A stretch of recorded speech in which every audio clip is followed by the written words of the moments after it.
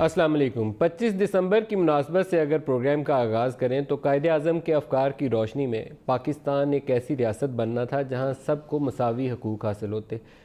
एक इंसाफ का निज़ाम ऐसा होता जहां पर तमाम शहरियों को लॉ ऑफ़ द लैंड जो है उन सब के ऊपर उसकी एप्लीकेशन एक जैसी होती। किसी को सिर्फ इस वजह से डिस्क्रिमिनेट ना किया जाता कि वो मुसलमान है, हिंदू है या क्रिश्चियन है, बल्कि उसको मजहबी आज़ादी भी होती। लॉ ऑफ़ द लैंड जो है सब पे एप्लीकेबल भी एक जैसा होता, और जो इंस्टीट्यूशंस का रोल था सिविलियंस का और मिलिट्री का, वो भी कायद-ए-आज़म ने अपने इरशादात के अंदर, अपनी स्पीचेस के अंदर बड़ा क्लियरली डिफ़ाइन कर दिया था कि वी द सिविलियंस, हम सिविलियंस ये पॉलिसीज़ बनाएंगे और आपने इसके ऊपर अमल दरामद करना है। ये कोई जमा तफरीक में इधर उधर कुछ रखा ही नहीं था। कायद-ए-आज़म के जितने इरशादात स्पीचेस पढ़ लें तो उसमें बड़ा वाज़े और क्लियर, एक लाउड एंड क्लियर मैसेज था। हम उसके ऊपर अमल पैरा हो नहीं पाए बाद में।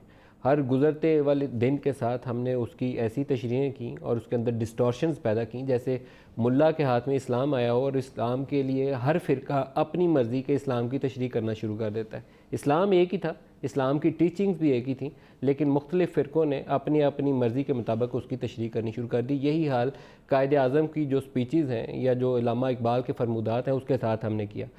आज इमरान खान ने ट्वीट्स किए हैं और ट्वीट्स उन्होंने ये की कि नया पाकिस्तान जो है वो कायद-ए-आज़म के अफ़कार के मुताबिक है और उसी की तरफ हम चल रहे हैं और लेकर आगे चलेंगे। नया पाकिस्तान है यही कुछ। आजकल अकाउंटेबिलिटी का बहुत शोर है और रोज़ाना हम खबरें पढ़ते हैं, कभी नवाज शरीफ साहब को 7 साल कैद हो गई, जरदारी साहब के ऊपर JIT की रिपोर्ट आ गई, मनी लॉन्ड्रिंग इतने सौ अरब की हो गई। तो आज प्रोग्राम में हम बात करेंगे कि जिन चीज़ों के लिए पाकिस्तान बनाया गया था, कि एक ऐसा आज़ाद मुल्क होगा जहाँ मुसलमान और तमाम शहरियों को मसावी हकूक़ हासिल होंगे, एक लॉ ऑफ़ द लैंड होगा जिसका इतलाक़ सबके ऊपर होगा। क्या हम उसी की तरफ चल रहे हैं या उससे हट गए हैं? और अगर करना है उसके लिए तो उसके लिए क्या तरीक़ाकार होना चाहिए? बड़ों को सज़ा मिलने में बिल्कुल मज़ायका नहीं है। जो लोग किसी भी जराइम में मुलव्वस हों और सबूत हों ट्रांसपेरेंटली, जिसे कोर्ट ऑफ लॉ के अंदर साबित किया जा सके, उनको सज़ा मिलनी चाहिए।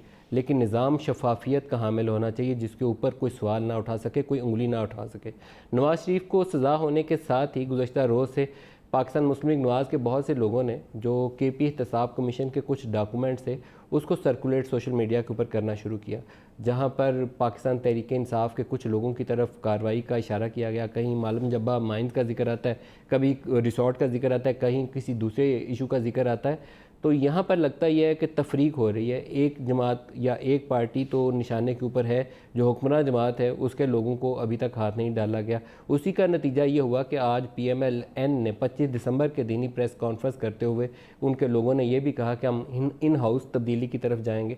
इन हाउस तब्दीली भी आइन के अंदर प्रोवाइडेड है, लेकिन क्या 100 दिन के बाद इन हाउस तब्दीली की ज़रूरत पड़नी चाहिए या निज़ाम को और आगे चलना चाहिए?